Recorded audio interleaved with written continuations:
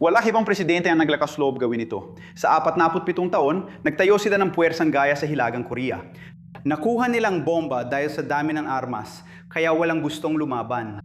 Andes si Pangulong Trump noon at hanggang ngayon, nagkaroon ng chance ang Iran na makipagnegosasyon at maging makatuwiran sa kipot ng Hormuz. Pero kung umatake sila sa komersyal na barko, gaganti kami. Gaya ng sabi ng Pangulo, 10 beses kaming mas malakas at pinahihina namin sila gabi-gabi.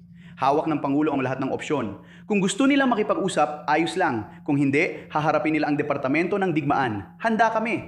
Nawalan ng pag-asa ang Iran nang makuha ni Trump ang Lebanon sa personal na pagpupulong sa White House para magplano ng estratehiya. Tinanggihan ng Pangulo ang 10 araw na tigil putukan na inalok kamakailan. Sumabog ang tensyon sa pagpupulong ni na Donald Trump at Pangulong Joseph Aoun ng Lebanon sa White House.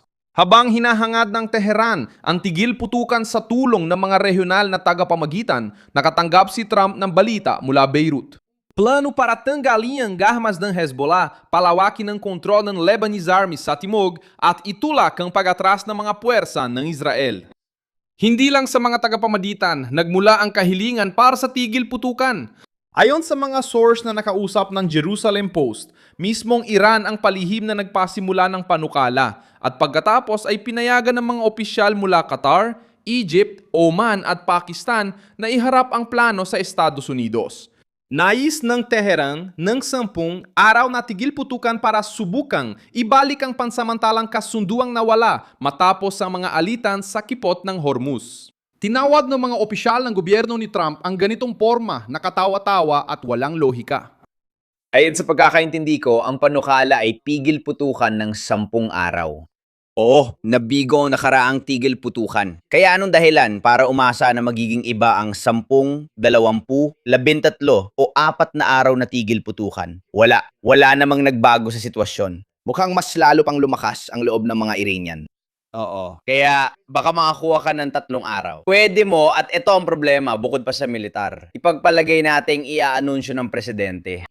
10 araw na tigil putukan at bumagsak ito sa loob ng 4 o 6 na araw. Ngayon, nagastos mo na ang iyong political capital at mukha kang mas mahina. Ang punto ko, mas delikado sa politika at militar ang sumugal sa kasunduang. Mababa ang tsansa ng tagumpay kaysa paigtingin ang mga aksyon. Darating ang panahon na kailangan mo talagang gawin yan. Wala ka na bang ibang magagawa? Hindi pumayag si Trump sa maikling paghinto ng mga pag-atake na walang garantiya. Ipinagutos ng Washington na mapagkasunduan man lang ang bahagi ng mga patakaran ng malayang paglalayag sa kipot ng Hormuz bago itigil ang mga pag-atake. Gusto rin ng Estados Unidos ng mas mahabang tigil putukan at kasunduan na hindi papayagan ng Iran na gamitin ang 10 araw para ayusin ang puwersa, itago ang kagamitan at muling magbanta sa komersyal na barko pagkatapos ng palugit. Sa nilalaman ni Mario Naufal, iminungkahi ang paggawa ng sentral na koridor sa kipot ng Hormuz. Ang daraanan ay matatagpuan sa pagitan ng mga tubig na kontrolado ng Oman at ng Iran at gagamitin upang protektahan ang pagdaan ng mga komersyal na sasakyang pandagat. Mukhang mabilis ang solusyon ng ideya pero hindi nito nabibigay ang permanenteng kalayaan sa paglalayag na gusto ni Trump. Ayon sa White House, ang pagbubukas ng pansamantalang daanan na hindi nasusolusyonan ng kontrol ng Iran ay magpapaliban lang sa krisis. Sinabi rin ng pamahalaang Amerikano na dapat pa ring managot ang Iran sa mga paglabag sa Memorandum of Understanding at sa pagkamatay ng mga sundalong Amerikano sa mga pag-atake sa Jordan at Iraq kamakailan.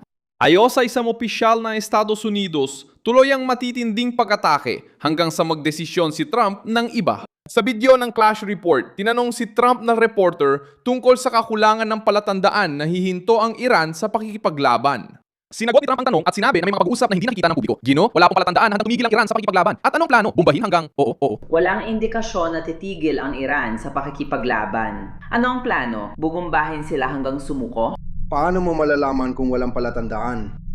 Alam mo ba ang hindi ko alam? Inaatake nila ang mga kaalyado natin. Hindi mo pinapansin ang mga usapan na gaganap sa likod ng eksena habang sinisikap nilang magtipon para tapusin. Iyo. Ang mga Iranian ay desperadong gustong magkaroon ng pagpupulong para subukang tapusin ang alitan. Ayon sa Pangulo ng Amerika, hindi siya interesado sa negosasyon maliban kung tatanggapin ng Tehran ang isang seryoso at produktibong pagpupulong. Ang pahayag na ito ay pinapabulaanan ang ideya na ang Iran ay komportable sa papapatuloy ng digmaan. Palihim naghain ng panukala ang Tehran, naghanap ng tagapamagitan at neon sinusubukang makakuha ng pansamantalang tigil habang lumalawak ang pag-atake ng Amerika. Nagpasya si Trump na panatilihing bahagyang bukas lamang ang pinto. Maaring magpatuloy ang pag-uusap pero hindi hihinto ang mga bomba kahit humiling ng 10 araw ang rehimen. Lalong naging matindi ang pressure na magsalita si Trump tungkol sa Bundok Picareta, isang underground complex malapit sa Natanz. Ayon sa impormasyong panektik na ibinigay ng Israel, maaring libu-libong sentripugang na ilipat sa malalalim na lagusan sa lugar na iyon.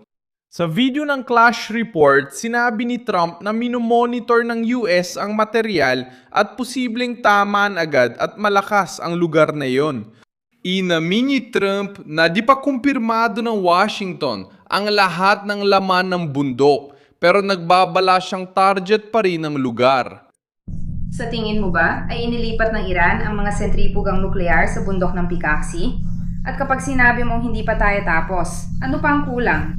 Sa tingin ko, baka ginawa nila yon. Wala tayong opisyal na tala. Puro fake news na lang nababasa natin sa lahat ng ginagawa natin. Kaya siguro tama sila ngayon. Pero ayos lang. Hindi naman mahalaga yon kung wala ang materyales. Tungkol ba ito sa mga sentripuga? Oo. Walang saysayang kung walang materyales. Wala sila noon dahil binabantayan natin lahat. Kailangan nating salakayan ang lugar agad. Wala silang magagawa. Hindi ko naman sasabihin yan kung may magagawa sila. Pero aatakihin natin ang lugar na yan agad. Ipinapakita ng posibleng paglilipat ng mga sentripuga na sinusubukan ng rehimen na protektahan ang bahagi ng programang nuklear sa mas mahirap maabot na pasilidad. Ang tugon na inihayag ng Pangulo ng Amerika ay nakakatakot para sa Teheran. Ang pamtatago ng kagamitan ay hindi nangangahulugan na mananatiling ligtas ang taguan. May video pa na nagpapakita kay Trump na sinabing hindi pa alam ng mga Iranian ang buong pinsalang dulot ng US.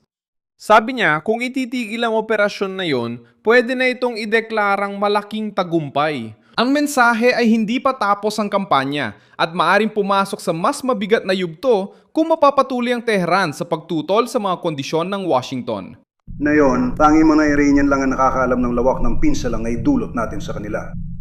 Nagdulot tayo ng pinsala na abutin ng 25 taon bago sila makabawi. Kaya kung aalis tayo bukas, nakamit na natin ang napakalaking tagumpay. Pero hindi tayo aalis bukas.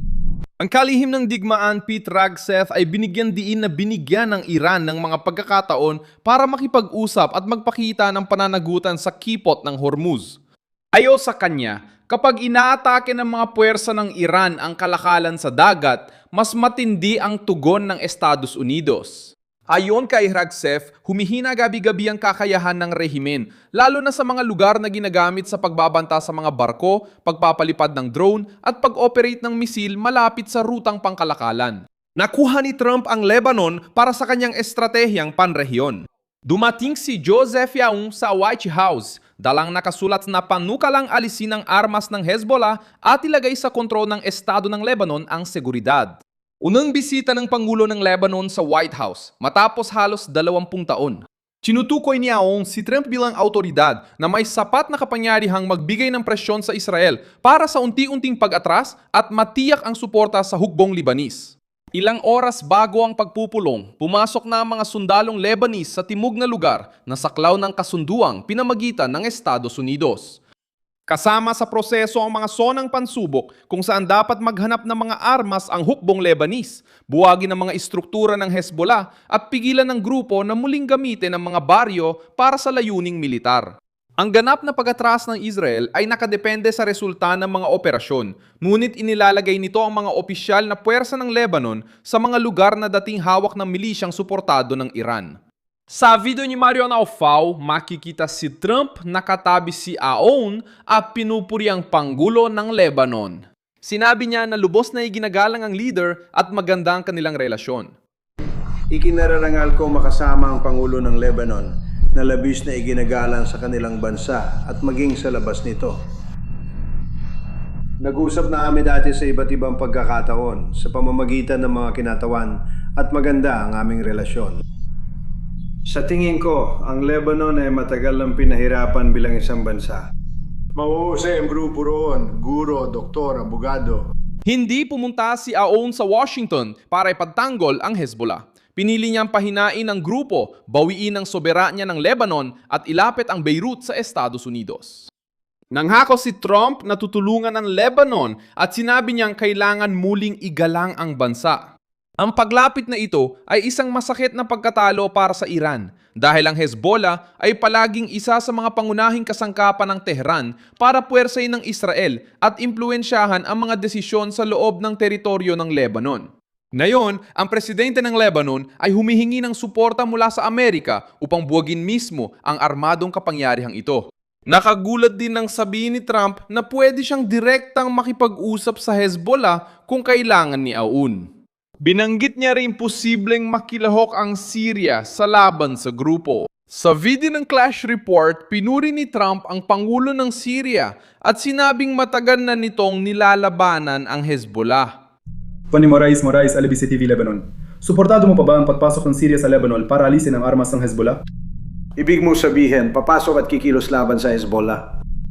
Konsepto lang yan. Maayos ang pakikitungo namin sa presidente ng Syria. Maganda ang nagawa niya. Hindi ako magugulat kung magawa rin ng ginoong ito ang tulad ng trabaho. Pinag-isa niya ang Syria. Gusto niyo kumilos laban sa Hezbollah. Alam mo ba kung sila ay nakikipaglaban? Matagal na siyang lumalaban sa Hezbollah. Sa tingin ko, epektibo siya. Konsepto pa lang ang panukala pero makikita kung paano sinusubukan ng Washington palibutan ng estruktura ng Iran mula sa iba't ibang panig. Sinabi ni Marco Rubio na hindi kayang palitan ng Hezbollah ng mga pag-atake lang. Layunin ng estratehiya na palakasin ang pamahalaan at hukbong sandatahan ng Lebanon hanggang sila na lang ang tanghing kinikilalang armadong puwersa sa bansa. Kasama sa plano ang pamumuhunan, muling pagtatayo at presensya ng Estado sa Timog para matiyak ang seguridad at proteksyon ng mga tao. Beirut hindi mula sa organisasyong pinopondohan at inaarmasan ng Iran. Sa bidyong inilatala ng Clash Report, tinanong pa si Trump tungkol sa sarili niyang seguridad sa gitna ng tensyong ito. Sinabi niyang ligtas siya at tinanong kung bakit hindi dapat ganoon ang pakiramdam niya. Naganap ang eksena sa harap ni Aoun, mga opisyal ng Amerika at mga mamamahayag sa Oval Office. Habang naghahanap ang Tehran ng agarang tigil, ginamit ni Trump ang pagpupulong para igiit ang nuclear na presyon, tanggihan ang mahinang tigil putukan at pagtibayin ang plano kontra Hezbollah. Sa loob mismo ng Lebanon, sa mga huling oras ay hinarap ng Iran ang tatlong sabay-sabay na dagok. Hindi umusad ang 10 araw na tigil putukan sa mungkahing format. Ang bundok Pichareta ay hayagang isinama sa listahan ng mga posibleng target. Ipinasa ng Pangulo ng Lebanon kay Trump ang proyekto para tanggalan ng armas ang pinakamalaking sangay ng Iran sa Lebanon. Humingi ng oras ang Teheran pero iginit ng Washington ang permanenteng kalayaan sa kipot ng Hormuz, parusa sa pag-atake sa mga Amerikano at pagbawas ng impluensya ng Iran sa Beirut. Maraming salamat sa panonood ng video na ito hanggang dulo. Suportahan ninyo ang aming proyekto at magbigay ng suportang pinansyal sa pamamagitan ng Pixkey na makikita sa inyong screen. Independenteng channel kami na nagbibigay ng tama at totoong impormasyon. Ang inyong ambag ay tumutulong sa pagpapatuloy namin. Paalam mga kaibigan.